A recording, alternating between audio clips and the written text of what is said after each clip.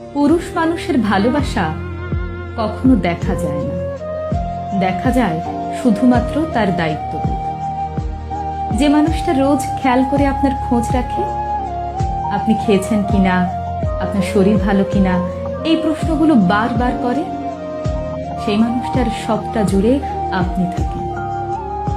যে মানুষটা কথায় কথায় আপনাকে ভালোবাসি বলে না, শুধুমাত্র আপনার জন্ম তারিখটা মনে রেখে আপনার প্রিয় চুড়ি, ফুল আর টিপের পাতা নিয়ে আসে, সে আনরোমান্টিক না, সে শুধু আপনাকে বোঝাতে চায় না।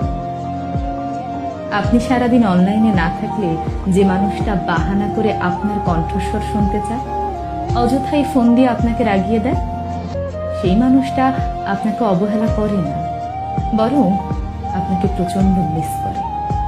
আসলে একজন পুরুষ মানুষকে বুঝতে হলে তাকে তার মতো করে চিনতে হয়।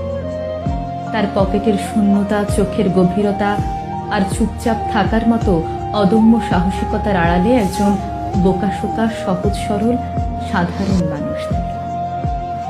মেয়েরা অভিমানের সবকিছু বলে দিতে পারে, একজন পুরুষ তা পারে না, কারণ আপনি তার ভালোবাসার আগে আপনি তার দায়িত্ব, যাকে সে সারা জীবন নিজের কাছে আগলে রাখতে চায়।